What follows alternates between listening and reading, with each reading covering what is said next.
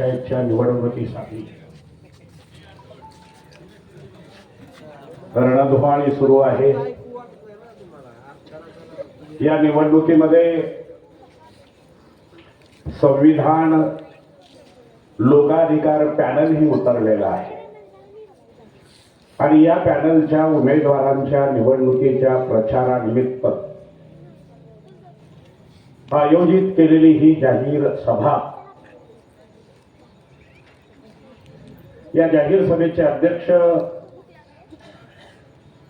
बाबुरावजी कोतवाल, सभेसाठी व्यासपीठावर उपस्थित असलेले आपल्या गावचे माजी सरपंच डॉक्टर रामगरधने, विष्णुदासजी पाटेदादा, हाजी बाबा शेख, मुरलीधररावजी गवळी सर, सूत्रसंचालन करत असलेले संभाजीराव गोरे सर, ज्यांनी आपले अनमोल विचार या ठिकाणी व्यक्त केले, त्यामर बेंबडे, अजम पठाण, आणि या निवडणुकीमध्ये संविधान लोकाधिकार पॅनलचे सरपंच पदाचे उमेदवार सौभाग्यवती छायाबाई व्यंकट पनाळे, त्याचबरोबर या निवडणुकीमधील प्रभाग 1 ते 6 मधील संविधान लोकाधिकार पॅनलचे उमेदवार पंचशिलाताई कांबळे, गणेश मद्दे, सुलतान बी शेख, बालाजी माळी, सिंधुबाई हिगे, तुकाराम माळी, रवी कांबळे, प्रणालीताई कांबळे, संगीताताई सरवदे, मंजुषाताई कोतवाल, आरिफ कबाडे, धम्मानंद कांबळे, नागनाथराव मस्के, कलुबाई आडे, आणि ज्यांच्या उमेदवारीकडे सगळं गाव अतिशय कुतूहलानं पाहत आहे असे माझे चंद्रकांतराव खडके।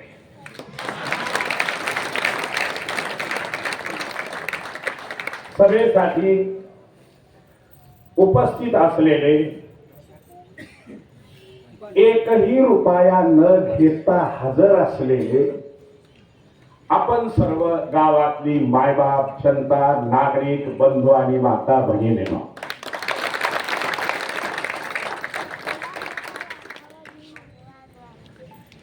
हरमूळची निवडणुकीची प्रचार सभा, त्यामुळे मी माझ्या भाषणाला सुरुवात करण्यापूर्वी 5 वर्षापूर्वी ज्या 1285 मतदारांनी माझ्यावर विश्वास दाखवला त्यांना मी प्रणाम करतो। त्या 1285 जणांनी दिलेली मला ताकद, ती शक्ती, ती माझ्यासाठी प्रेरणा आहे। बंधूंनो, निवडणुका अनेक होतात, परंतु शेतातल्या कामाला मजूरही मिळना अशी अवस्था हरणमूळमध्ये झालेली आहे।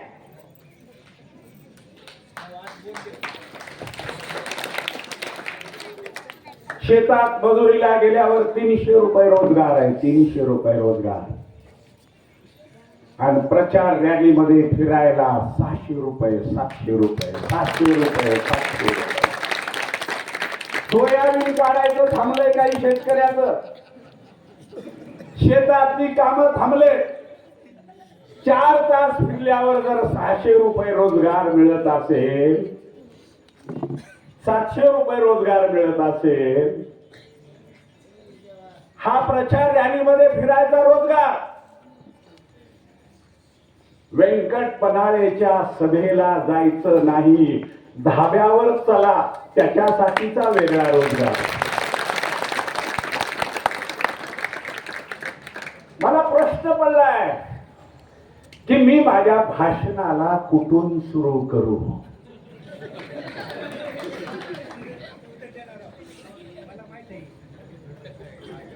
म्हणजे 5 वर्षापूर्वी शिवानंद पाटलांना उभं करून पराभूत करणाऱ्या दलालापासून सुरू करू त्या उमेदवाराचे पैसे उधळणाऱ्या श्वानापासून सुरू करू,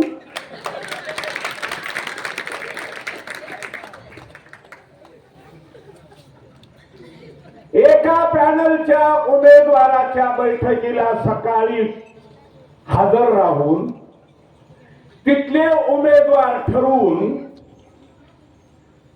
दुसऱ्या सकाळी दुसऱ्या पॅनलच्या बैठकीतले उमेदवार ठरवायला हजर राहणाऱ्या चोपड्यापासून सुरू करू, नेमकं भाषणाला मी कुठून सुरू करू?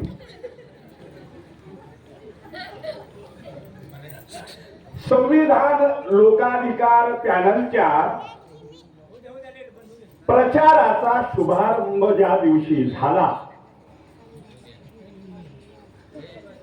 तो अत्यंत शुभ दिवस होता.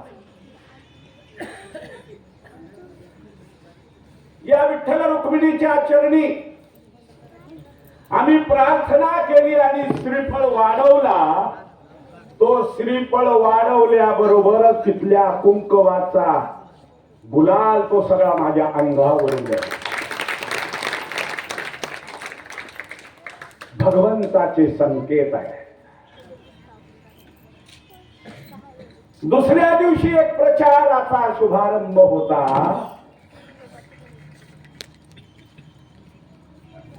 गावात एका वयोवृद्ध मुस्लिम व्यक्तीचा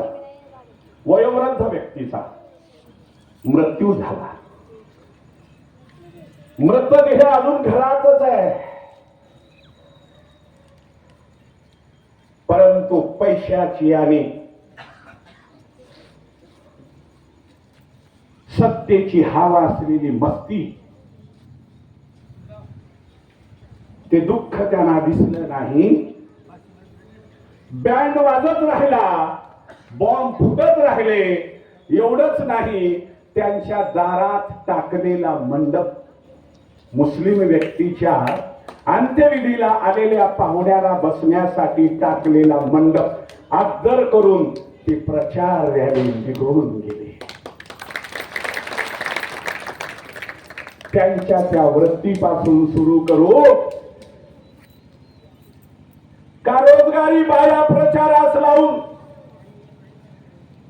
त्या बायांच्या मजुरीतली दलाली खाणाऱ्या दलालापासून सुरू करू?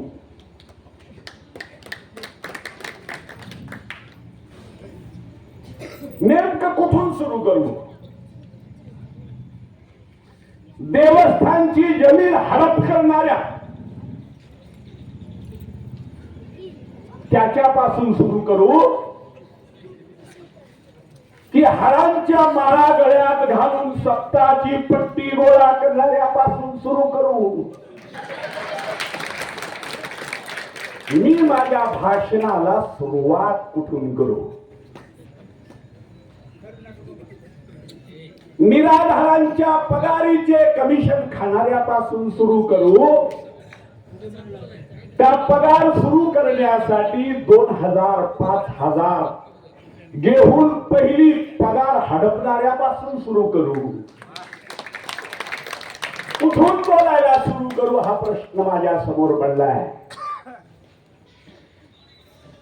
जिल्हाधिकाऱ्यांचे खोटे शिक्के बनवून डुप्लिकेट सह्या करणाऱ्या 420 पासून सुरू करू का 5 नंबर चौकात पोलिसांनी हल्ला ठाण्यात निघून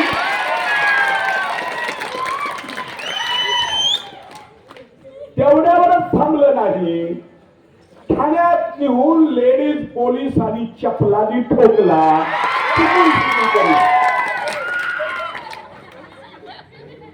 अरे प्लॉटिंग मधील ग्रीन बेल्ट विकणाऱ्यापासून सुरू करू का ग्रामपंचायतचे प्लॉट नोंदणी करणाऱ्या दलालापासून सुरू करू?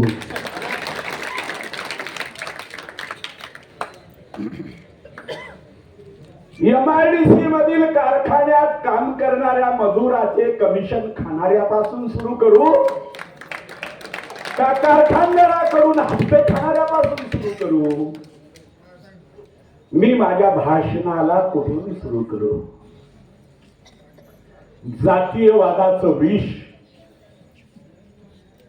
धर्माचं विष पसरवणाऱ्या मंदारवरील त्या 2 टब्यापासून सुरू करू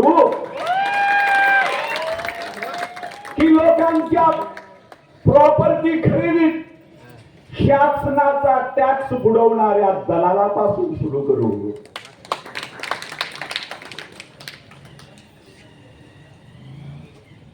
मला प्रश्न पडलाय. आता हा प्रश्न सोडवण्यासाठी मी भगवंतालाच प्रार्थना करतो. मी माझ्या भाषणाला कुठून सुरू करू? आणि म्हणून मी माझ्या भाषणाला एका अभंगापासूनच सुरू करतो.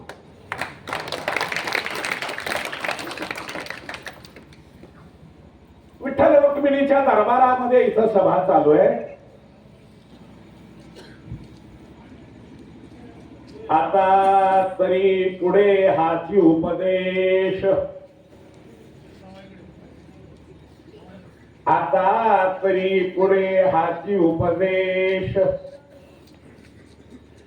नका करू नाश आपुल्या मताचा, सकळांच्या पाया माझे दंडवत, आपुले ते हित साध्य करा, हित ते करावे गावाचे चिंतन, निवडूया माणूस विकासाचा, सकळांच्या पाया माझे दंडवत, आपुले ते हित साध्य करा. व्यंकट म्हणे पूर येईल मटन पैसा दारूचा,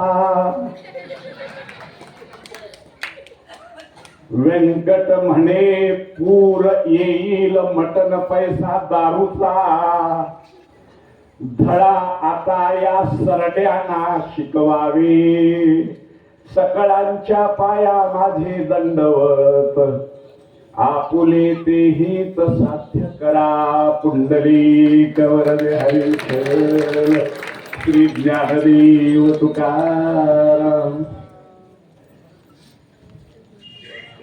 गावकरी बंधूंनो, माता भगिनीनो, पारच्या मुळेच्या दरवाजापर्यंत बसलेल्या श्रोते माता भगिनीनो, घरातल्या माडीत बसून ऐकणाऱ्या माझ्या माता भगिनीनो,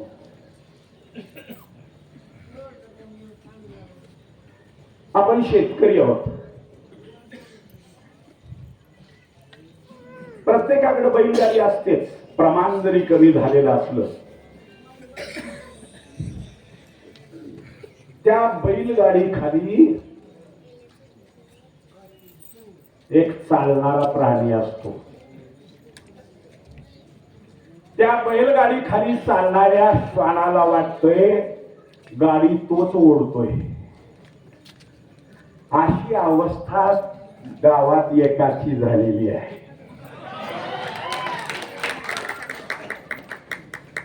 एकदा ह्या छकड्या खाली चलतय, एकदा दुसऱ्या छकड्या खाली चलतय. त्याला वाटतंय ही गाडी मीच ओढू लागला. पहिल्या गाडी मालकाला खंडा दिला, गेलं पळून दुसऱ्याच्या गाडी खाली. आणि त्याला तिथंही वाटतंय आपणच गाडी ओढला आहोत. त्या गाडीत बसलेले म्हणते ए हड. एका तरुण कार्यकर्त्यानं मला सांगितलं, भाऊ म्हणले ते एक माणूस आमच्याकडे जर आलं तर आमचे माणसं बोललेलं बंद करते आणि दुसरं काहीतरी बोलते. पण एवढा बेशरम माणूस आहे की तो येऊन बसतो. बर, विरोधी पक्षामधल्या जी 2 पॅनल उभी आहेत त्यातल्या अनेकांची उमेदवारी घ्यायची सुद्धा इच्छा नव्हती, परंतु बळजबरीनं उमेदवारी देऊन उभं केलेलं आहे. त्यामुळं या निवडणुकीमध्ये जे 3 पॅनल आपल्याला दिसत आहेत, 5 वर्षापूर्वी ते 2 पॅनल एकत्रच होते.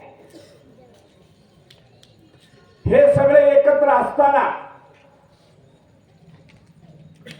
आणि माझा कुठलाही उमेदवार नसताना 5 वर्षापूर्वी मी एकटा लढलो. 1285 मतं मला मिळाली. विजयाच्या समीप मी गेलो. 5 वर्षानंतर साधा नियम आहे की हो, ठेव जर ठेवली दाम दुप्पट होतेच ना. 1285 चे दाम दुप्पट करावं.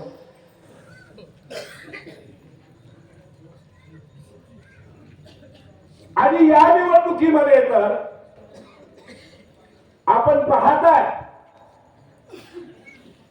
की संपूर्ण पॅनल या निवडणुकीमध्ये संविधान लोकाधिकारचं उभं असलेलं आपल्याला दिसतंय. एक जणांना मला सहज विचारलं,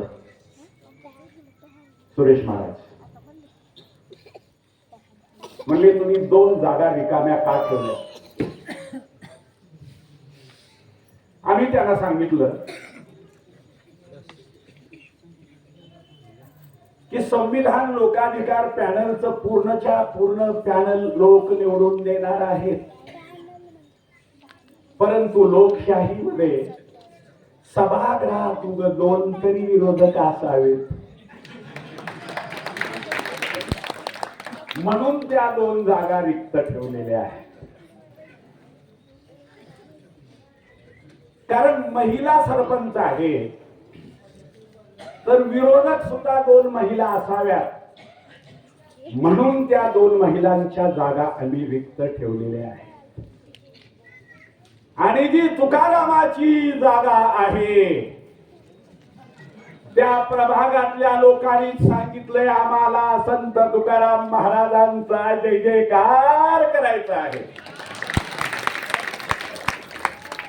म्हणून तुकारामाची उमेदवारी त्या प्रभागातल्या झाकलेल्या मुठीची आहे हे लक्षात ठेवा. बंधूंनो, हे संविधान लोकाधिकार पॅनल आहे.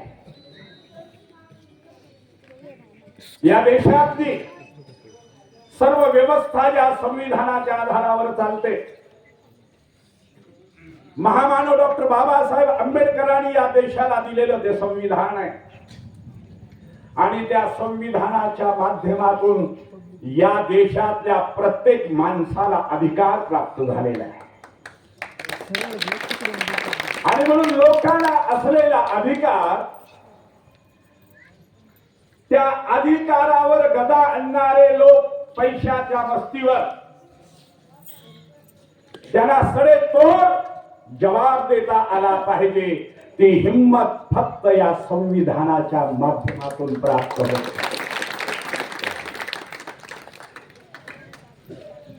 बंधुनो, विरोधक धास्तावलेले आहेत. निवडणुकीचे फॉर्म भरण्याच्या अगोदर पासून परेशान आहे. काही जणांना तर झोप सुद्धा लागना.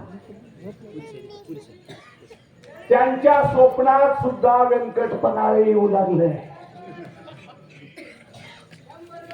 दचकू लागले स्वप्नात.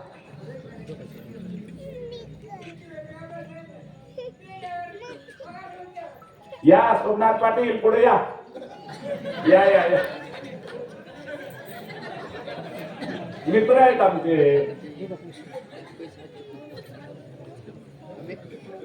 कसं आहे हो, या कालावधीमध्ये मिळतंय तर सोडायचं कशाला, त्याचा तो परिणाम. मी सर्वांना दुसरी एक सूचना करणार आहे. बाजारामध्ये भाव खालीवरी होतात की नाही, बरोबर?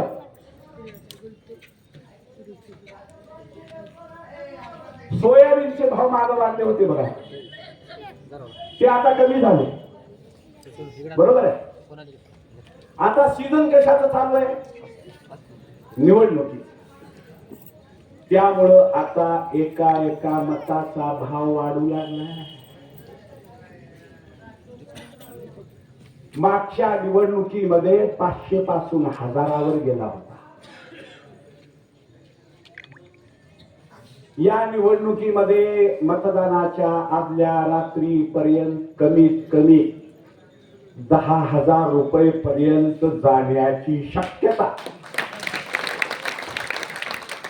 त्यामुळं लगेच भाव ठरवायची घाई करू नका. आपल्याला माहिती आहे मागच्या निवडणुकीमध्ये लोकांनी पैसे घेतले, परंतु 5व्या प्रभागापर्यंत लोकांनी ज्यांनीही पैसे घेतले त्यांनी मतदान व्यंकट पनाळेलाच केलं. गडबड झाली ती 6व्या प्रभागात. परंतु आता मागच्या 5 वर्षामध्ये 6व्या प्रभागातले लोक एवढे तिष्ठलेले आहेत, त्याच्याबद्दल न बोललेलं बरं. आणि सगळ्यात महत्वाचं, लोक जे तिष्ठलेत का ते लोकप्रतिनिधीवर नाही, त्या लोकप्रतिनिधीचे दलाल म्हणून नोटा वाटायला जे आलेले होते त्यांच्यावर तिष्ठ गेले. कारण त्यांनी सांगितलं होतं मतदान झालं दुसऱ्या दिवशी तुमच्या भागात बोर पडलंच म्हणून समजा. हेच काही श्वान पैसे वाटणारे दलाल लोकांना खोटी आश्वासनं दिली आणि तेच आता एकाला सोडलं नवा धनी नवा, जरा खिसा गरम आहे तिकडचा जास्त, तो फुगलेला खिसा बघून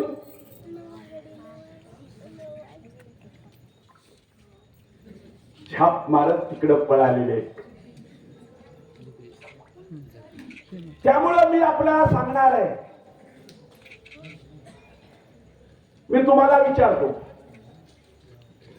कुत्रे पाळतात माणसं, कुत्रे काय किंमत आहे कुत्र्याची? केवढ्याला असते कुत्रा? 10,000. वा. बैलाची किंमत काय आहे? बैलाची किती? 1 लाख. म्हशीची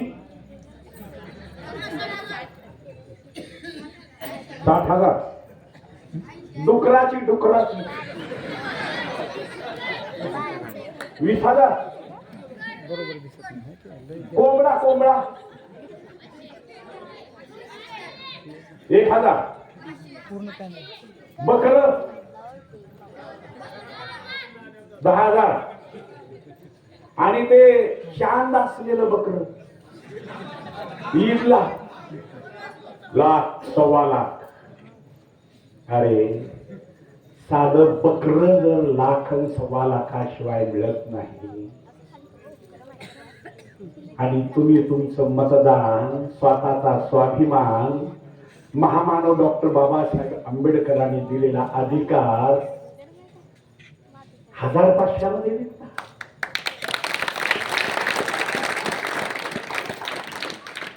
अरे मतदान विकणं म्हणजे पाप आहे, पाप. परवा एक महाराज कीर्तनामध्ये सांगून गेले की जो कोणी निवडणुकीमध्ये आपलं मतदान विकतो तो नरकात जातो, नरकात. आता निवडणुकीच्या काळामध्ये बरेच जण संध्याकाळी नरकात असतात, तो भाग वेगळा. परंतु मतदान विकणं हे पाप आहे. आणि म्हणून मी आपल्या सर्वांना विनंती करणार आहे की बंधूंनो, या निवडणुकीकडे आपण कोणत्या नजरेनं पाहणार आहात? या निवडणुकीमध्ये केवळ पैशाकडे बघणार आहात की या गावच्या भल्याचा विचार करणार आहात?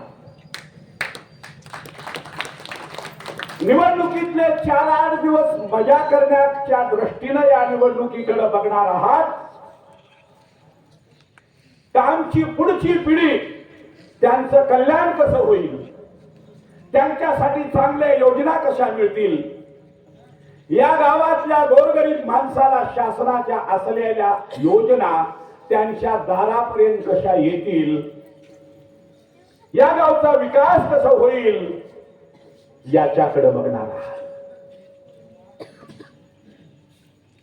समोरचं जे पॅनल आहे, नवं गाणं म्हणू लागलेलं, मी जुन्या पॅनल बद्दल काहीच बोलणार नाही, कारण त्यांची जेवढी क्षमता होती त्यांनी तेवढं केलं असंच मी मानतो.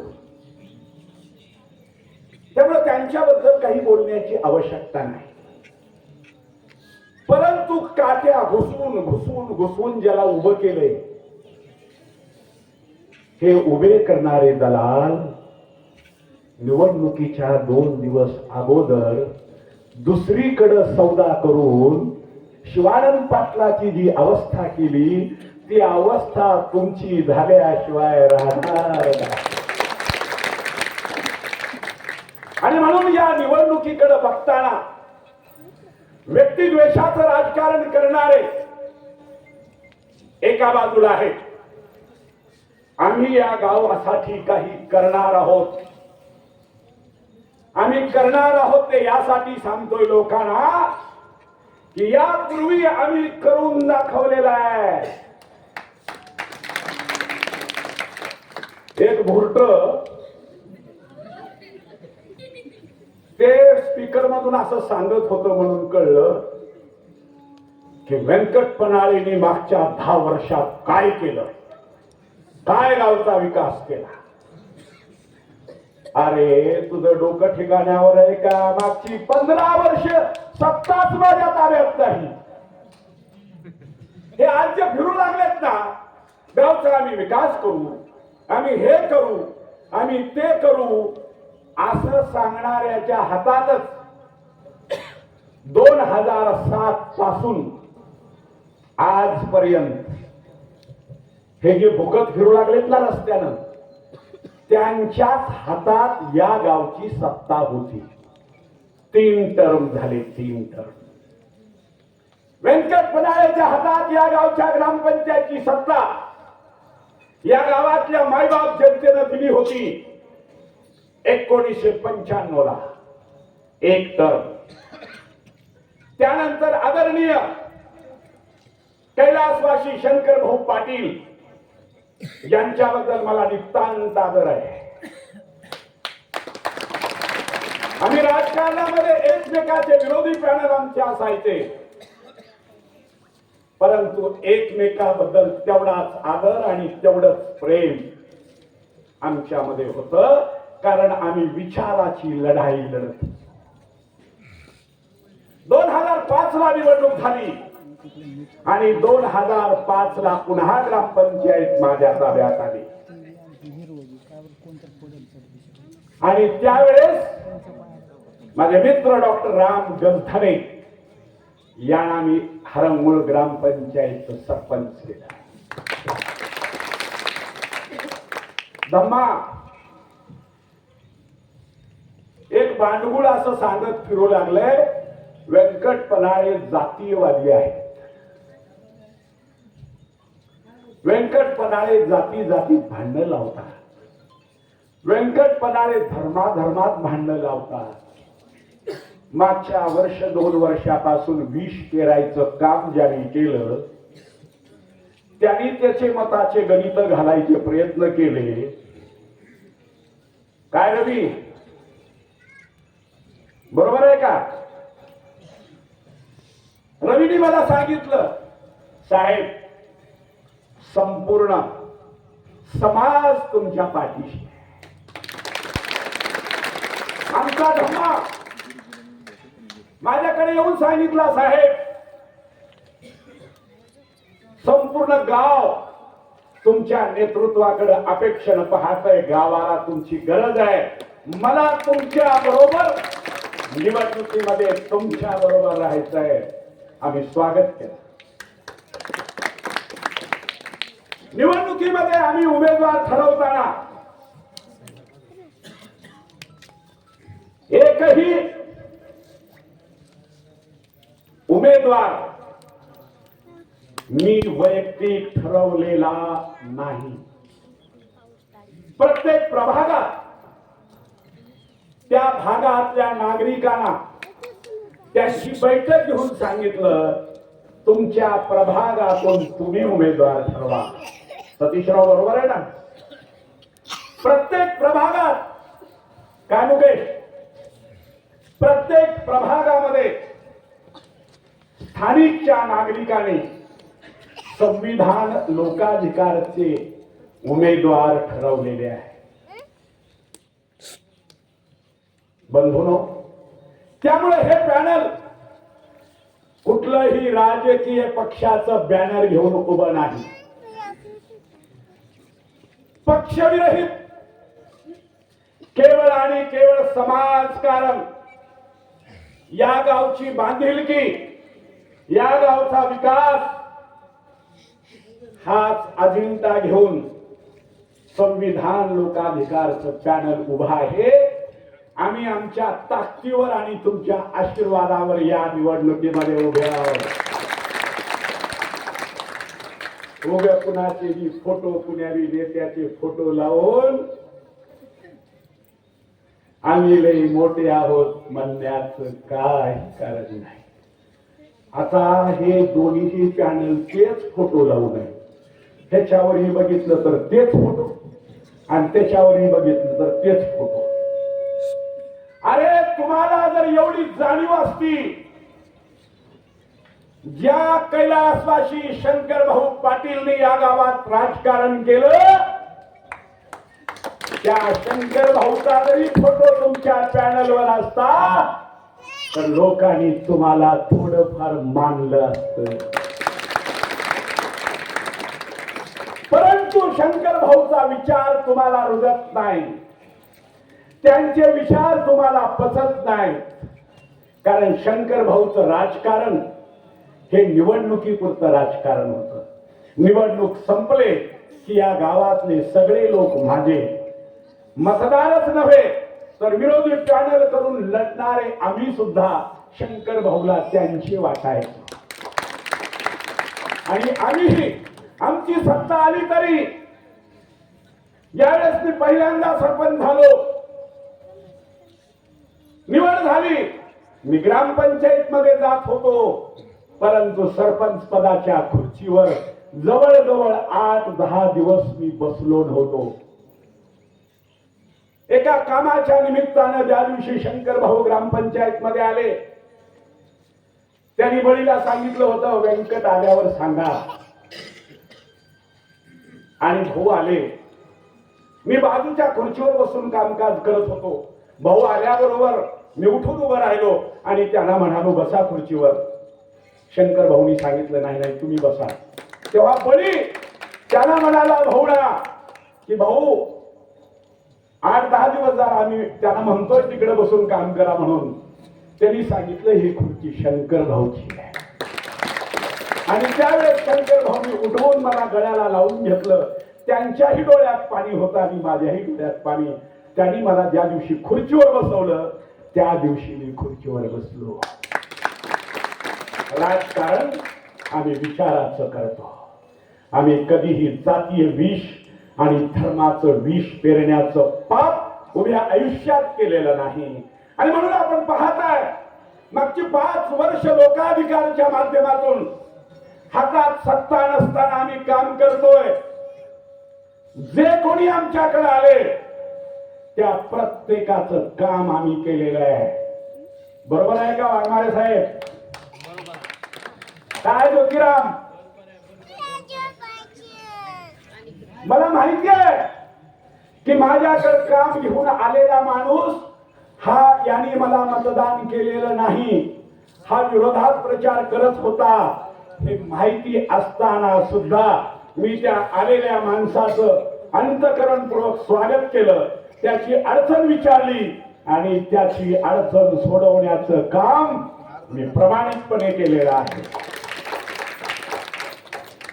मी माझं कर्तव्य करतो. समोरच्यानी कसं वागावं तो त्याचा भाग. अनेक जण म्हणतात, पन्हाळे साहेब, त्या माणसानं तुमच्यापासून एवढा लाभ मिळवला आणि आज ते दुसरीकडे तोंड करून फिरतय.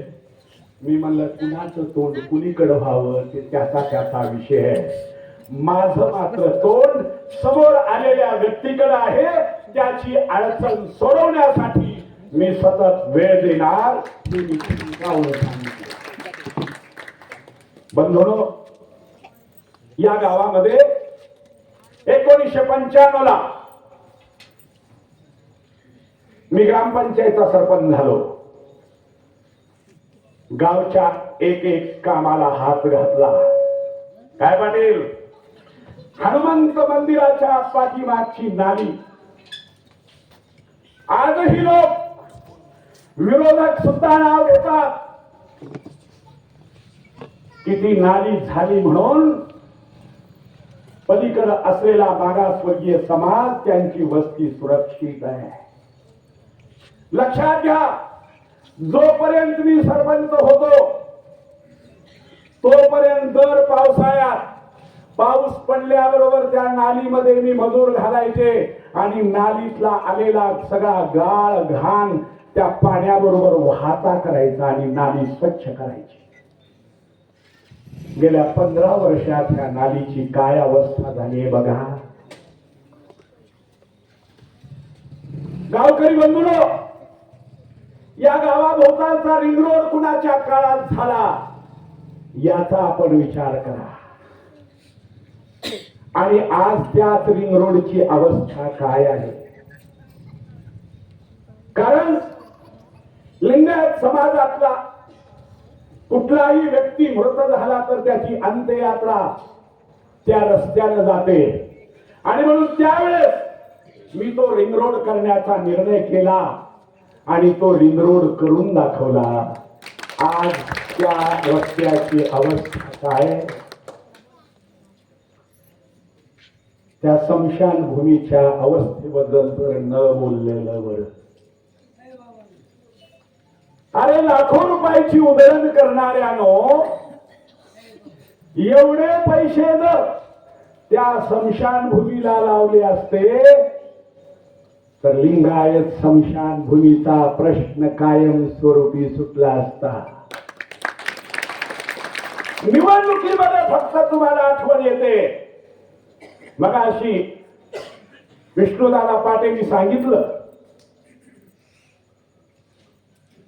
की ज्यांच्यामध्ये अग्नी दिला जातो अशा सर्व समाजासाठी म्हणून आम्ही MIDC मध्ये स्मशानभूमीचं बांधकाम केलं. डॉक्टर राम गंधळे आणि व्यंकट पडाळे सरपंच उपसरपंच असताना MIDC कडून त्यावेळेस ती जागा मिळवून घेतली. अरे मागच्या 15 वर्षामध्ये तुम्हाला ती जागाही दिसली नाही आणि ती स्मशानभूमीही आठवली नाही. परंतु मागच्या 5 वर्षापूर्वीच्या निवडणुकीत पाटेलांनी सांगितलं होतं की व्यंकट आपल्याला हे स्मशानभूमीचं काम करायचंय. मी त्यांना सांगितलं ग्रामपंचायत ताब्यात आल्याबरोबरच पहिलं काम कोणतं असेल तर ते स्मशानभूमीचं काम असेल. दुर्दैवानं विजयाच्या समीप गेलो परंतु निसटता विजय बाजूला सरकला. परंतु आम्ही वचन दिलं होतं की ते स्मशानभूमीचं काम करणार. शासनाचा 1 रुपया न घेता लोकवाट्यामधून आम्ही आणि आमचे सर्व सहकारी सर्वांनी मिळून त्यासाठी योगदान दिलं आणि गावातला कायमचा स्मशानभूमीचा प्रश्न निकाली निघालेला आहे. बंधूंनो, याला म्हणतात विकासाची दृष्टी. हे पाहताय आपण विठ्ठल रुक्मिणीचा हा जो दुसरा मजला झालाय, व्यंकट पनाळे सरपंच असताना झाला, हे लक्षात घ्या. जिल्हा नियोजन विकास मंडळाचा मी सदस्य होतो. आमदार शिवाजीराव पाटील कभेकरांचा पाठपुरावा करून हे उघडं असलेलं मंदिर याचं सभागृह बांधण्याचं काम 1995 ला ग्रामपंचायत आमच्या ताब्यात आल्यानंतर आम्ही ते केलेलं आहे. आज त्या मंदिरामध्येही तू बडा मी बडा, तू बडा मी बडा अशी अवस्था आहे. अरे हे मंदिर सर्वसामान्य जनतेसाठी खुलं आहे.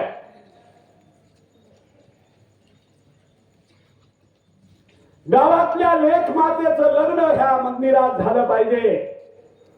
गोरगरिबांचं लग्न या मंदिरात झालं पाहिजे. अरे त्यांनी संपूर्ण आयुष्य परमार्थासाठी समर्पित केलं. सगळ्या महाराष्ट्रभर ज्याचं नाव आहे, अत्यंत उत्कृष्ट गायक म्हणून ज्याच्याकडे महाराष्ट्र अपेक्षेनं पाहतो, या महाराष्ट्रातला एकही महाराज असा नाही की आपल्या गावातल्या सुरेश महाराजांना ओळखत नाही.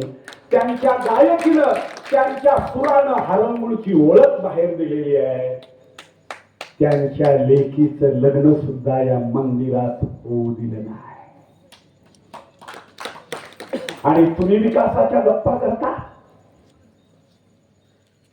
मंदारवरचं हनुमान मंदिराचं सभागृह डॉक्टर गोपाळराव पाटलांच्या फंडातून मी सरपंच असताना ते बांधकाम केलं.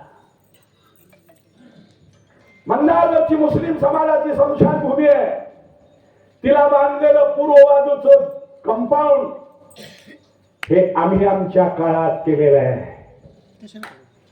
बंधूंनो, 1995 ला मी 2 विहिरी बांधल्या.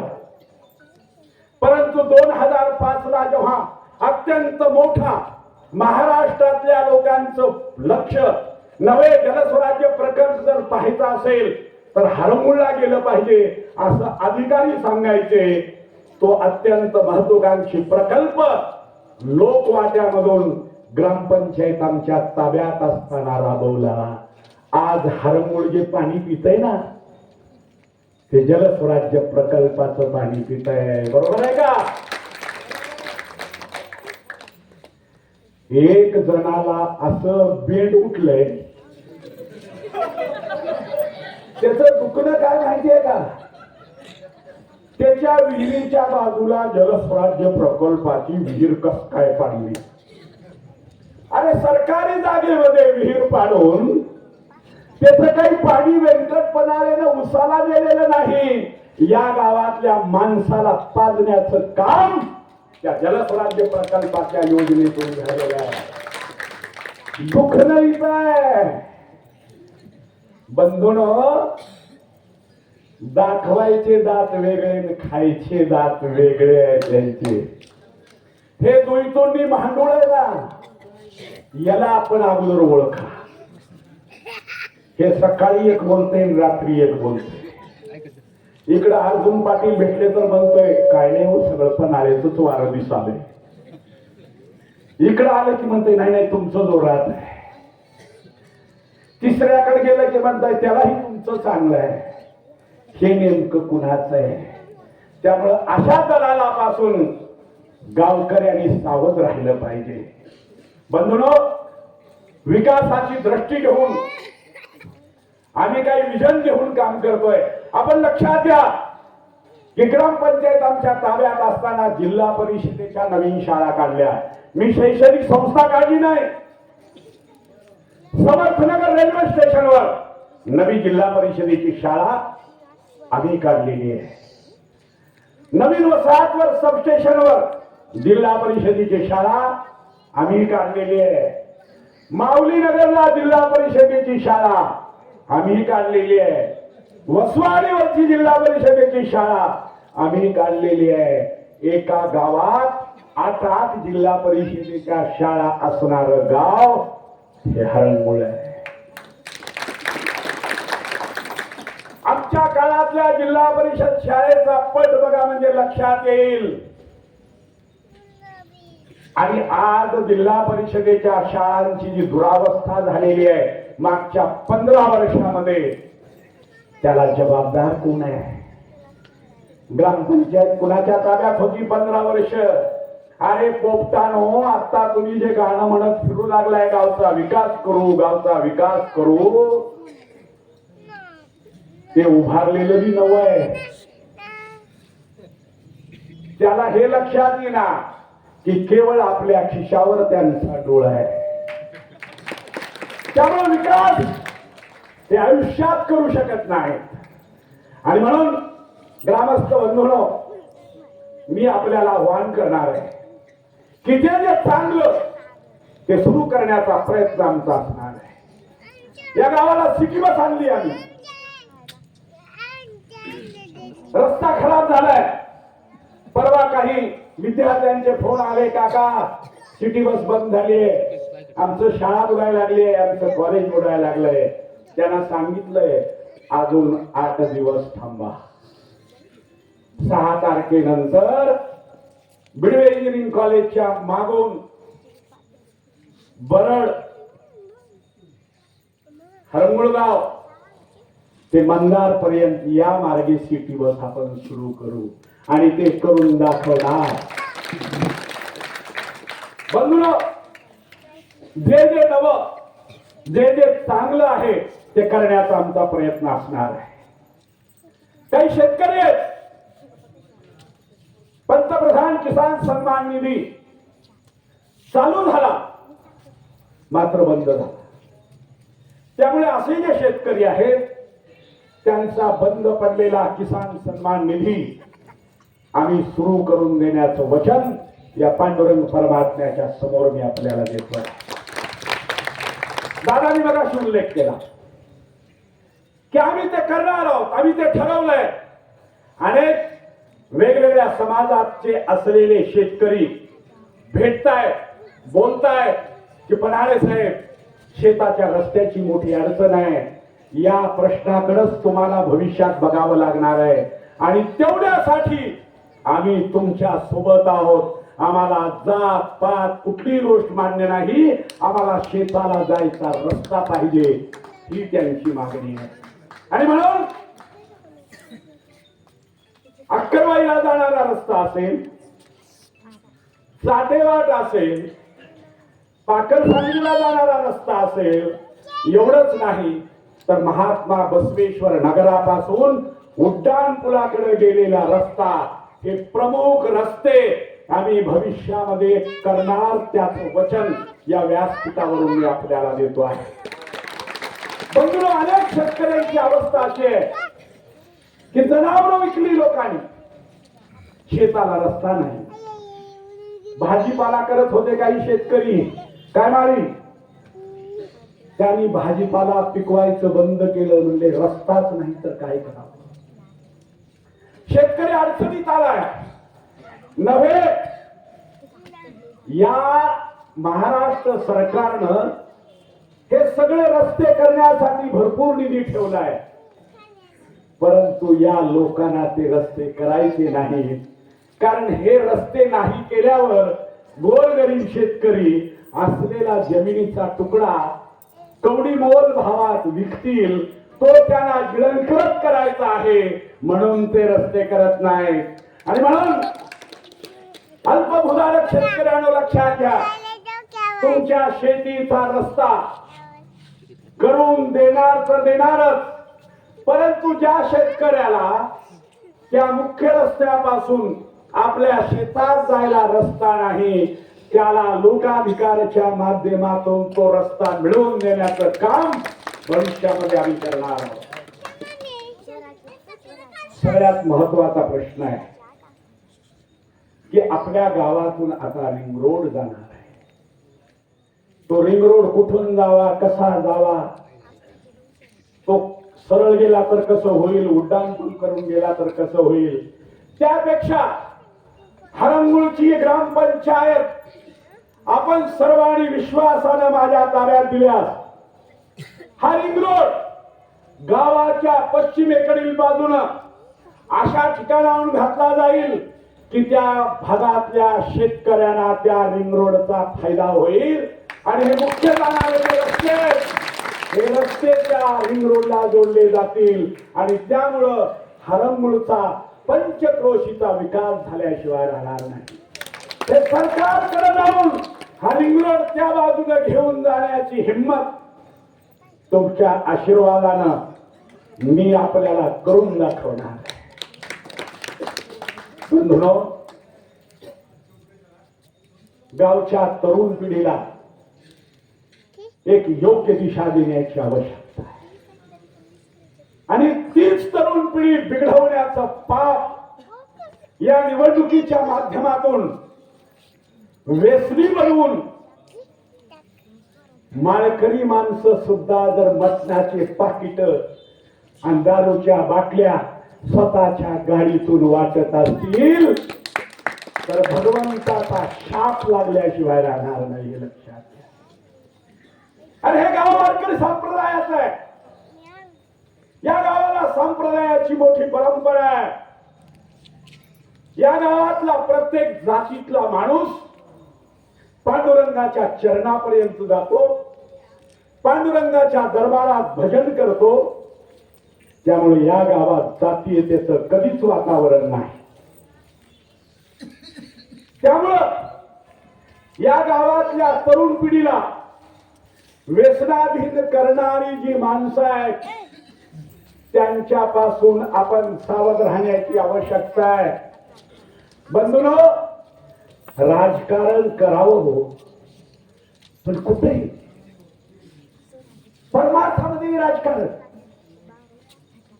कोण जातीवादी आहे याच्याकडे जरा लक्ष द्या. गावाचा एवढा मोठा सप्ताह झाला, कलशारोहण झालं, त्या सत्याचं पत्र जरा वाचून बघा. विठ्ठल रुक्मिणी मंदिर या गावातल्या लिंगायत समाजाचं नाही का? त्या पत्रकावर दाखवा बघा नावं. परमार्थामध्ये जातीयवाद कोण करतं याकडे लक्ष द्या. आणि म्हणून जातीयवाद करणारे जे आहेत त्यांना वेळीच रोखण्याची वेळ आता आलेली आहे. गावकरी बंधूंनो, समाजासाठी लढण्याची शपथ घेतलेली आहे. मी कधी कधी सांगत असतो की माझा जन्म समाजाच्या सेवेसाठी आहे आणि संघर्ष करण्यासाठी आहे. विषय कुठलाही असेल. मगाशी यांनी सांगितलं बोलता बोलता की गणेश बेकरी मधला प्रश्न निर्माण झाला. गावामधल्या वेगवेगळ्या जातीचे लोक, माता भगिनी, पुरुष, तरुण गणेश बेकरी मध्ये कर्मचारी म्हणून आहे. जवळपास 350-400 कर्मचारी बाहेरच्या कर्मचाऱ्यासह हे सगळेजण उपोषणाला बसले. त्यांचा प्रश्न काय होता तर त्यांचं पीएफ त्यांच्या खात्यावर जमा होत नाही. त्यांच्या विम्याची रक्कम कपात होते परंतु ती विम्याची रक्कम भरली जात नाही. लोकाधिकारच्या माध्यमातून आणि गणेश बेकरीच्या व्यवस्थापनाला निवेदन दिलं आणि ठणकावून सांगितलं की या लोकांचा जर आपण पीएफ नाही भरला, या लोकांचा जर विमा नाही भरला तर लोकाधिकार तुमच्या बरोबर कायदेशीर लढाईला उतरेल. सकाळी निवेदन दिलं, सायंकाळी 5 वाजेपर्यंत गणेश बेकरीला लेखी पत्र दिलं की आम्ही त्यांचा पीएफ आणि विमा भरल्याचं सगळं रेकॉर्ड 1 महिन्याच्या आत आम्ही तुम्हाला सादर करू. बंधूंनो, जिथं जातो तिथं गोरगरिबाच्या कल्याणासाठी जातो. परवा आपल्याच गावातला एक तरुण MIDC मध्ये कामाला गेला, पांचाळ, बरोबर आहे, बालाजी पांचाळ. दुर्दैवानं काम करता करता तो वरून पडला आणि बेशुद्ध अवस्थेत गेला. दवाखान्यात ऍडमिट केलं. केवळ मशीनवर तो होता, म्हणजे तिथं गेल्यानंतर तो एका अर्थानं मृतावस्थेतच होता. परंतु तो कारखानदार त्या बालाजी पांचाळच्या वारसांना कुठलीही मदत द्यायच्या मनस्थितीत नव्हता. आपण विचारा काशीनाथ पांचाळला. त्यांनी मला फोन केला आणि सांगितलं, साहेब तुम्हाला दवाखान्यात यावं लागेल. त्याचा फोन आल्याबरोबर अर्ध्या तासाच्या आत वाल्मिक मी त्या सह्याद्री हॉस्पिटलला हजर होतो आणि त्या कारखानदाराचे जे मॅनेजमेंटचे लोक होते त्यांना बोलावून घेतलं आणि ठणकावून सांगितलं, तुझ्या मालकाला बोलव. त्यांनी सांगितलं, मालकाने आम्हाला अधिकार दिलेत बोलायचे. साहेब काय तुमचं म्हणणं आहे सांगा. त्यांच्या लोकांना मी सोबत घेतलं. पांचाळचे 2-4 नातेवाईक सोबत घेतले आणि त्या मॅनेजरला समोर घेऊन सांगितलं की बालाजी पांचाळ वारला, त्याच्या पाठीमाग 5 लेकरं लहान लहान आणि आता विधवा पत्नी असे 6 जण आहेत. प्रत्येकाच्या नावावर 3-3 लाख रुपये तुला डिपॉझिट करावं लागेल. 6 जणांचे 18 लाख रुपये तुझ्या मालकाला द्यावे लागतील. त्याच्यानंतर तो बोलायला सुरुवात झाला आणि तो 6.5 लाख द्यायला तयार झाला. एक पागल लोकांमध्ये अशा पद्धतीची अफवा पसरवत फिरतय की व्यंकट पनाळीने 18 लाख मागितले. अरे हो मागितले, पण कुणासाठी? लोकात सांगतो व्यंकट पनाळीने मागितले. अरे बिंडोक, जग जाहीर त्याचे नातेवाईक सोबत घेऊन आम्ही सांगितलंय प्रत्येकाच्या नावावर 3 लाख रुपये टाकावे लागतील. कारखानदार 6.5 लाख द्यायला तयार झाला. या उपर आम्ही त्याला सांगितलं की ठीक आहे तू 6.5 दे, परंतु आम्ही विमा मिळण्यासाठी कायदेशीर कार्यवाही करू. कारण माझ्या वकिलांनी सांगितलं होतं की या माणसाला विमा योजनेतून 30 लाख रुपये मिळवून मी देऊ शकतो. परंतु याना झाली होती घाई काही लोकांना. त्यांनी बालाजी पांचाळच्या वारसाला हे 30 लाख मिळण्यापासून एका अर्थानं वंचित आणि म्हणून आम्ही जिथं जातो तिथं सामान्य माणसासाठी गोरगरिबासाठी जातो. आपल्या गावातला एक सगर म्हणून आहे, सागर सगर. त्याला तुम्ही विचारा, एका कारखान्यात कामाला गेला होता आणि त्या कारखान्यात कामाला गेल्यावर त्याचे बोट तुटले.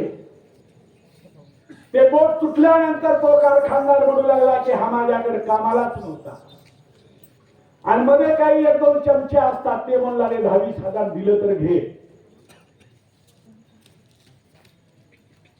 त्या वरच्या रमाईनगर मधल्या 1-2 मला धम्मानी सांगितलं, साहेब त्या सागर सगरला तुमच्याकडं या वस्तीवर त्या लोकांनी पाठवलं, तू पनाळी सागरकडे जा, तुला न्याय मिळेल.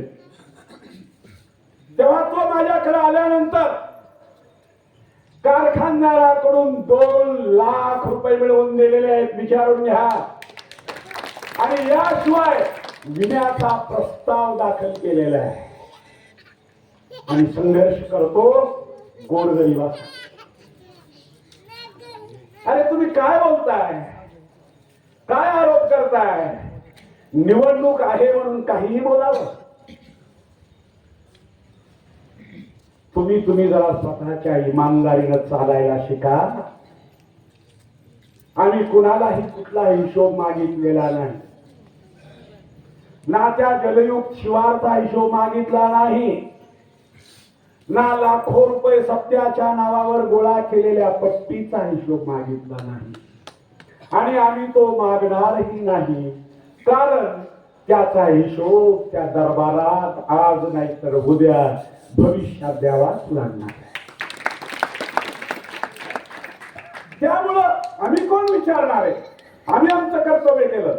आमच्याकडे आले आणि सांगितलं सत्यासाठी पत्ती द्या.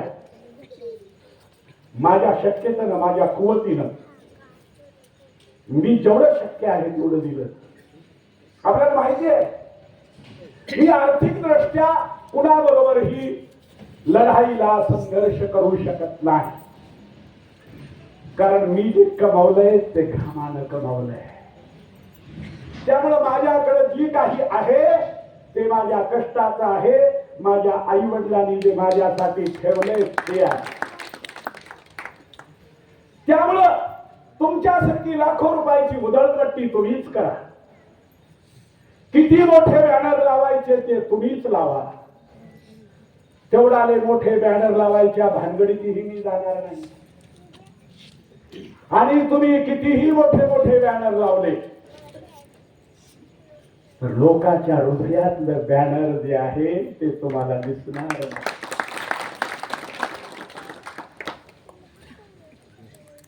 एक जण भेटला मला आणि म्हणला साहेब लईच फिरुळालेत, म्हणला भोंगे लईच फिरुळालेत.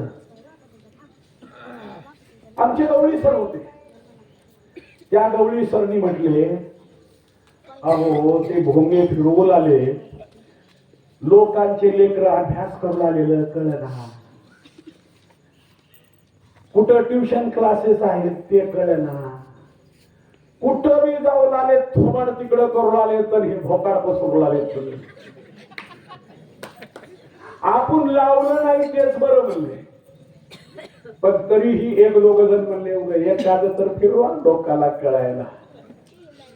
आम्ही सांगितलं की हे 8 दिवस फक्त ओरडणारे गेली 5 वर्ष लोकांच्या अंतकरणापर्यंत आम्ही पोहोचलेलो आहोत.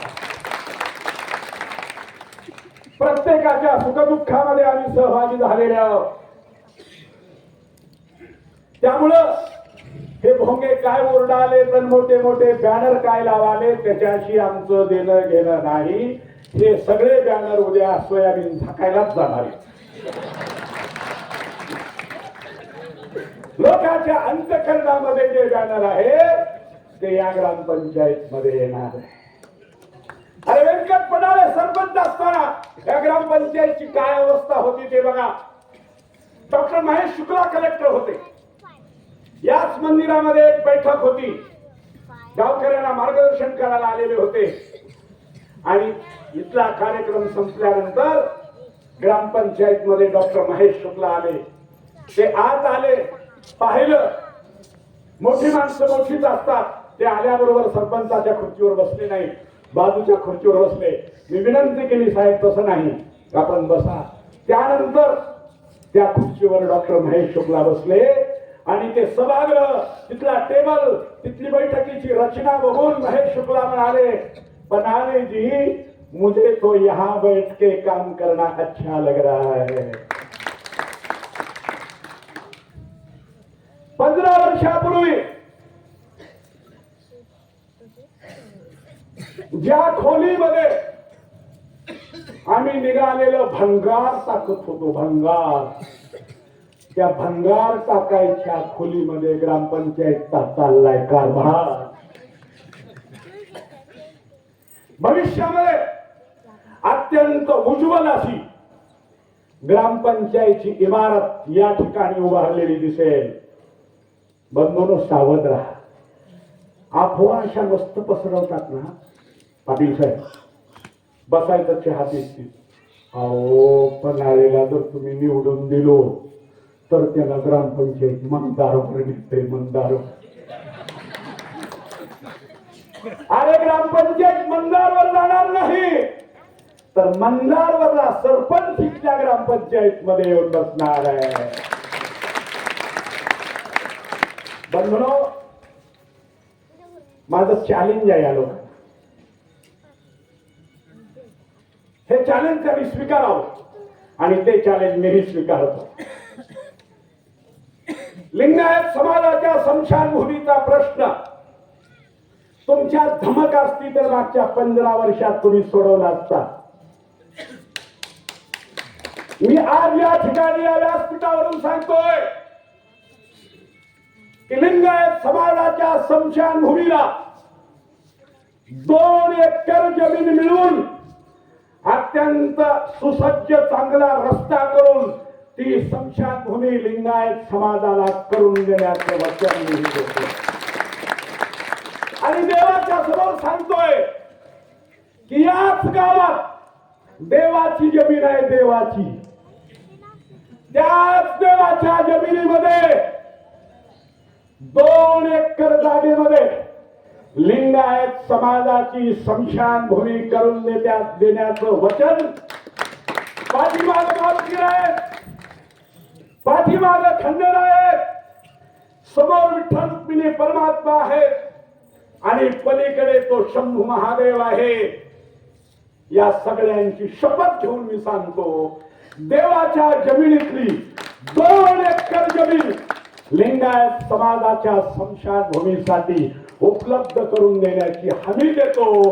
लिंगायत समाजानं मला प्रभाग 3 मधून सर्वात जास्त लीड देऊन संविधान लोकाधिकार चॅनलच्या उमेदवाराला माझा जो तुकाराम तिथं उभा आहे त्या तुकारामाला आणि सरपंच पदाचे उमेदवार सौभाग्यवती छायाबाई पन्हाळे यांना सर्वाधिक मत द्यावं ते वचन पूर्ण करण्याची जबाबदारी माझी.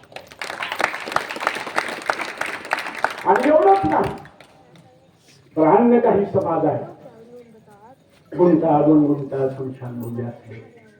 देवाची जमीन भरपूर आहे, देवाची आहे, कुणाच्या बापाची नाही. ती 2 एकर सोडून पाव एकरचे तुकडे करून ज्यांच्या स्मशानभूमीचा प्रश्न आहे ती स्मशानभूमी तिथं करून द्यायची जबाबदारी मी घेतो. या बाजूला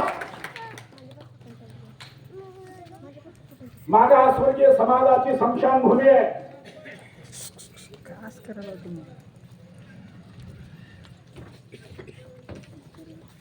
काय दुरावस्था आहे. अरे बांधलेलं शेड सुद्धा पूर्ण बांधलं नाही. बरोबर आहे वाटली. काय अवस्था आहे तिथं. त्या स्मशानभूमीची मोजणी करून त्याला तारेचं कंपाऊंड करून ती अर्धवट ठेवलेली स्मशानभूमी पूर्ण करण्याचं वचन वाल्मिक याच व्यासपीठावर. आणि एवढंच नाही, जी जुनी माणसं आहेत तिथं बाबूराव मामा शेळके निवृत्ती मामा सुरकुटे इकडे बसले. जुन्या माणसाला माहिती आहे निवृत्ती महाराज धनगर समाजाची सुद्धा एक स्मशानभूमी पूर्वी वहिवाटीची स्मशानभूमी कुठं होती माहितीये.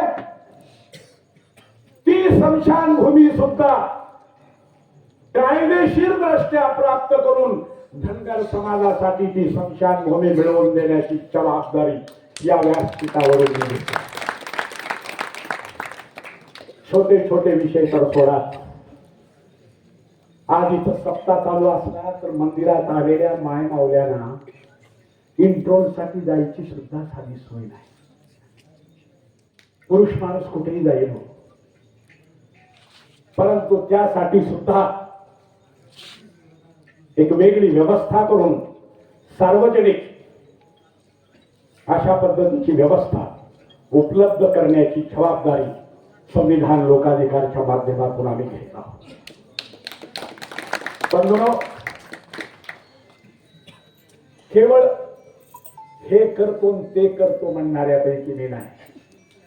मी जे बोलतो ते करतो याचा अनुभव आपल्याला सर्वांना आहेच.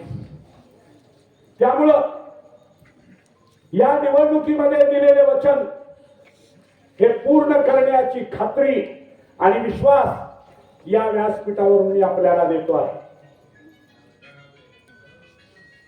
बंधूंनो, निवडणूक जशी जशी जवळ येईल तशी तशी खोटी आश्वासनं, जातीयतेचं विष पेरलं जाईल, या कुठल्याही गोष्टीच्या आहारी आपले कान हलके ठेवू नका. कारण कानात कुछ करणारे कुछ भी नहीं करते, सिर्फ बातें करते हैं. निवडणूक संपली की तुम्हाला राम राम सुद्धा करत नाही, तुमच्याकडे बघत सुद्धा नाही. 5 वर्षापूर्वी जे आले होते तुमच्याकडे मत मागायला, त्याच्यानंतर पुन्हा याच 5 वर्षानंतर ह्या निवडणुकीलाच तुमच्या दारात येऊ लागले. या व्यासपीठावरून मी आपल्याला हे सांगू इच्छितो, ग्रामपंचायत मधली छोटी छोटी कामं असोत, साधं कुणाचं प्रमाणपत्र जरी असेल तर ग्रामपंचायतला येऊन चक्रा मारण्याची गरज आम्ही पडू देणार नाही. गाव एवढं विखुरलेलं आहे, कुठल्याही भागातल्या नागरिकांनी एक मोबाईल नंबर दिला जाईल ग्रामपंचायतचा, अत्यंत चांगला सक्षम कर्मचारी त्याच्यासाठी नेमला जाईल. जे काम चुकार आणि बल्ब विकणारे आहेत कर्मचारी, ते ग्रामपंचायत मध्ये राहणार नाही. चालू बल्ब काढून बेपत्ता करणारे कर्मचारी ग्रामपंचायत मध्ये राहणार नाही. चोरून नळाचं कनेक्शन देणारे कर्मचारी ग्रामपंचायत मध्ये राहणार नाही. बंधूंनो, एक फोन जरी केला आणि सांगितलं की मला माझ्या बाळाचा जन्म दाखला पाहिजे, एका जन्म दाखल्यासाठी 10 वेळेस पंचायतला चक्र मारायला लागते. साहेब नाहीत, उद्या या परवा या. म्हणजे दाखला मिळवायला जर विकासनगरचा माणूस इथं 4 चक्रा मारेल, वसवारीवरचा माणूस 3 चक्रा मारेल, गावातली एखादी माय माऊली आहे, घरातला करता कुठेतरी बाहेर गावी गेलाय, शाळेच्या लेकराच्या प्रवेशासाठी जन्म दाखला पाहिजे, ती 4 वेळेस चक्रा मारेल. भविष्यात ही वेळ येणार नाही. संविधान लोकाधिकार पॅनलच्या ताब्यात ही ग्रामपंचायत असेल, तुमचा फोन येईल, त्याच दिवशी ती अडचण नोंद होईल आणि दुसऱ्या दिवशी जन्मदाखलेचा दाखला त्याच्या घरपोच करण्याची व्यवस्था आम्ही करणार आहोत. त्या भागातले आमचे ग्रामपंचायतचे सदस्य त्या भागातल्या समस्या ऐकून घेतील. ज्याला भेटायला यायचं ते ग्रामपंचायतला या, परंतु कामासाठी मी ग्रामपंचायतला चक्रा मारतोय अशी भविष्यात कधीही कुणावर वेळ येणार नाही, हे हमी मी या व्यासपीठावरून देतो. ग्रामपंचायतच्या माध्यमातून होणारी तर कामं होतीलच, शेतातला मोठा मिळेल. अरे पंतप्रधान नरेंद्र मोदींनी अशी पंतप्रधान आवास योजना जाहीर केलेली आहे की दारिद्र्य रेषेच्या यादीत नाव नसलं तरी पंतप्रधान आवास योजनेचं घरकुल गरीब माणसाला मिळू शकतं, हे नरेंद्र मोदींनी जाहीर केलेलं आहे. आणि म्हणून जे कुणी बेघर आहेत, ज्यांना खऱ्या अर्थानं घरकुलाची आवश्यकता आहे, अशा गोर गरीब समाजातल्या व्यक्तीला घरकुल देण्याचं काम हे भविष्यामध्ये संविधान लोकाधिकारचे निवडून आलेले लोकप्रतिनिधी आपली सेवा केल्याशिवाय राहणार नाही, हे मी आपल्याला सांगतो. ग्रामपंचायतच्या माध्यमातून तर होणारी कामं होतीलच, परंतु तुमच्यासाठी लोकाधिकारचं कार्य हे अहोरात्र चालू असणार आहे. शासन दरबारचं कुठलंही काम असेल, एखादा अधिकारी आहे, ज्योतिराम लाईटचा काय प्रश्न होता तुमचा, कुठल्या तालुक्यातला? औसा तालुक्यातला. लाईट कनेक्शन कट केलं होतं. 8 दिवसापूर्वी ज्योतिराम आला आणि ज्योतिरामने सांगितलं, साहेब माझं पीक वाढलंय, माझं कनेक्शन तोडलंय. MSEBच्या अधिकाऱ्याला निरोप गेला, लोकाधिकारच्या कार्यालयातून फोन गेला. 4थ्या दिवशी कनेक्शन जोडलं गेलं. 2 दिवसापूर्वी ज्योतिराम घरी येऊन सांगितला, साहेब माझं कनेक्शन जोडलं गेलं. त्यामुळे सर्वसामान्य माणसाचं कुठलंही काम असेल, कोणत्याही खात्यातला असेल ते काम करून देण्याची हमी मी घेतोय. बंधूंनो, एक सगर आहे, सगर. आम्ही हरिभक्तपरायण गुरुमाऊली बाबा महाराजांनी सांगितलं की दर पौर्णिमेला दीपोत्सव करा.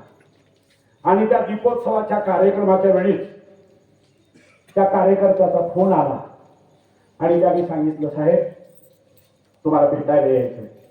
मला वाटलं की काम घेऊन येऊ लागलाय. तो आला, तो दीपोत्सवाचा कार्यक्रम सांगितला आणि त्यांनी मला सांगितलं, साहेब तुमचं नाव एका ठिकाणी परस्पर सांगितलं बरं का. मी म्हणलं कशासाठी. माझा फेरफार करत नव्हता कळंब तालुक्यातला तलाठी. मी त्यानं मला पैसे मागितले म्हणून सांगितलं. 20,000 रुपयाची मागणी त्या तलाठ्याने केली होती. यांनी सांगितलं की मी तुम्हाला एक नंबर देतो, त्या नंबरवर फक्त मला फोन करून सांगू द्या, त्यांनी तुम्हाला फोन पे करतील. त्यांनी तो नंबर डायल करताना लोकाधिकार प्रमुख व्यंकटराव पन्हाळे तिथं आल्याबरोबर आवाज सांगावं नाही, 1 रुपया घेतला नाही. त्या सगळचा फेरफार झाला.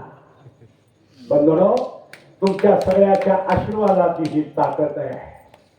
इमान इतबार लोकांच्या सेवेसाठी समर्पित भावनेनं काम करतोय. म्हणून लातूरमध्येच नव्हे तर लातूरच्या बाहेर सुद्धा सर्वसामान्य गोरगरिबांची कामं कुठलाही अधिकारी पैसे मागण्याची हिंमत करत नाही. ही ताकद महामानव डॉक्टर बाबासाहेब आंबेडकरांनी दिलेल्या संविधानाची आहे आणि ते संविधान घेऊन या गावचा कारभार आम्ही करणार आहोत, हे वचन या प्रसंगी मी देतो. 8 मिनिट बाकी आहे. मी आचारसंहितेचं पालन करणारा कार्यकर्ता आहे. आचारसंहितेमध्ये कुठल्याही बॅनरवर देवांचे फोटो, महापुरुषांचे फोटो टाकता येत नसतात.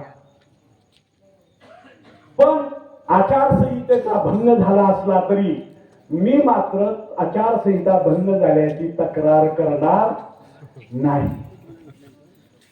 शासकीय किंवा निमशासकीय सेवेत असलेल्या कुठल्याही व्यक्तीला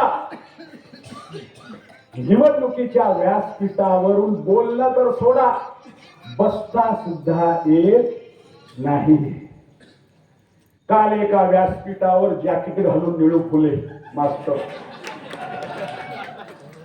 भाषण केलं. अरे वा, काय म्हणजे उगाच डुप्लिकेट काहीतरी करून.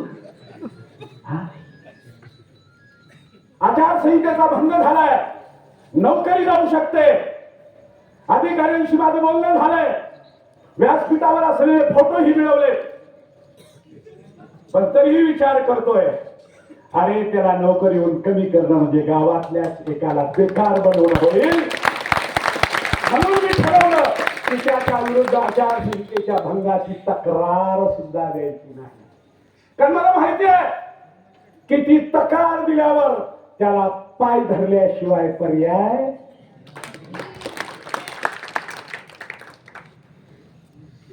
आम्ही ठरवलंय, आमच्या बाजूने आम्ही चांगलं वागायचं ठरवलंय.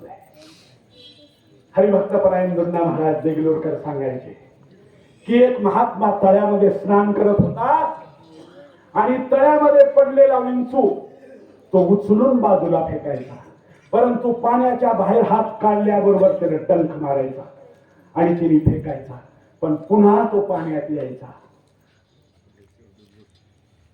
त्यांनी पुन्हा उचलायचं, त्याला पुन्हा डंख मारायचा आणि त्यांनी बाजूला फेकायचं. एकाने विचारलं, महाराज ते तुम्हाला प्रत्येक वेळेस डंख मारतोय आणि तरी तुम्ही त्याला वाचवायचा प्रयत्न करताय. महाराज म्हणाले, माझ्या गुरुने केलेले संस्कार आहेत, बुडणाऱ्याला वाचवलं पाहिजे. आता त्यानं त्याचा धर्म जर नीट नाही पाळला तर कसं, म्हणून मी त्याला वाचवतोय आणि तो त्याचा धर्मच चावायचा आहे, डंक मारायचा आहे, तो त्याचा धर्म पाळतोय, मी माझा धर्म पाळत राहणार. आणि म्हणून या गावच्या विकासामध्ये कुणी जाणीवपूर्वक अडथळे आणले तरी आम्ही त्याचा द्वेष करणार नाही, कारण त्याच्या रक्तातच जर ती विकृती असेल तर त्याचं कसं काय सोल्युशन काय. आणि म्हणून संविधान लोकाधिकारच्या माध्यमातून मी आपल्या समोर एक मागणी मागणार आहे, ती ही अभंगाच्या माध्यमातूनच. कारण अभंग मंदिरामध्ये कार्यक्रम संपला की चालू असतो, मागणे ते एक तुझ प्रती आहे. तसंच माझही मागणे ते एक तुम्हा प्रती आहे. देशील तरी पाहे हो मतदाता, या दलालांशी जिरवी हेच मग देई, आणखी तुम्हा काही न मागो देवा. व्यंकट म्हणे आता उदार तुम्ही होई, आम्हा ग्रामजनांची सेवा करू द्यावी. या दलालांशी जिरवी हेच मग देई, आणखी तुम्हा काही न मागो देवा. पुंडलिक वरदा हरी विठ्ठल श्री ज्ञानदेव तुकाराम. बंधू, शेवटचा आव्हान करणार आहे. जो जेवढाही भाव चढल ते घ्यायला नकार देऊ नका. कोणी काही ना, सकाळी नाही तर चुलत येऊ. लक्ष्मी घरला आली आहे, सोडायची नाही.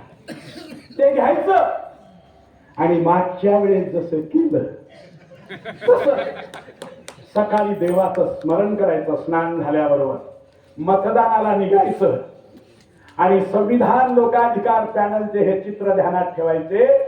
सरपंच पदाच्या उमेदवार आहेत सौभाग्यवती पनाळे छायाबाई व्यंकट, त्यांचं निवडणूक चिन्ह आहे छत्री.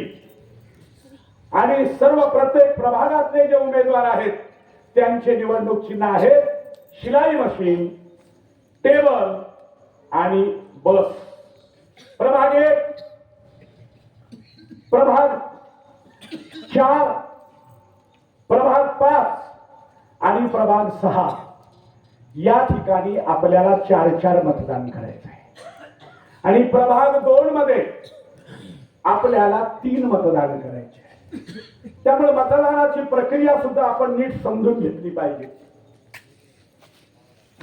जेव्हा आपण मतदानाला जाऊ कसपटे साहेब, जेव्हा आपण मतदानाला जाऊ तेव्हा तिथं 2 मशीन असतील. 2 मशीन.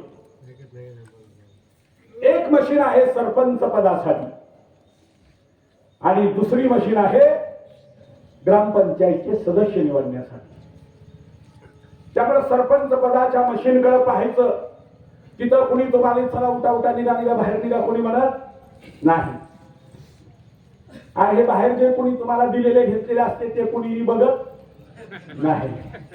तुमच्या हाताला धरून कुणी बटन दाबत नाही. शांतपणे पाहायचं, छत्री कुठं दिसते, छत्री दिसली त्याच्या समोरचं बटन दाबायचं.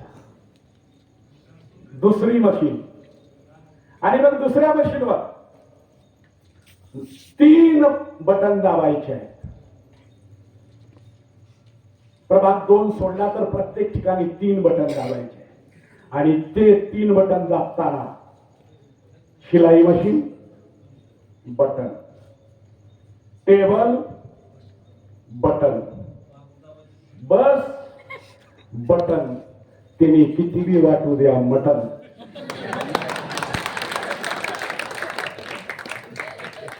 बंधूंनो, मी हात जोडून आपल्याला विनंती करतो, निवडणुकीमध्ये 1 पैसा मी वाचू शकत नाही, वाचणार नाही, कारण आम्ही संविधानाने चालणारे कार्यकर्ते आहोत.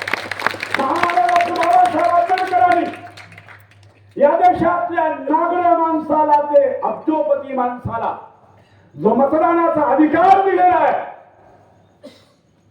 प्रत्येकाच्या मताची तेवढीच किंमत आहे. आणि म्हणून हे बडे बडे बडे बडे कितीने बंडल वाटून गेले तरी सामान्य माणूस संविधानाचा सन्मान करणार हा विश्वास व्यक्त करतो आणि पुन्हा एकदा आपल्याला नतमस्तक होऊन विनंती करतो, छत्री, शिलाई मशीन, टेबल आणि बस या चित्रासमोरचं बटन दाबून आपण आशीर्वाद द्यावा. धन्यवाद. जय हिंद, जय महाराष्ट्र, जय संविधान.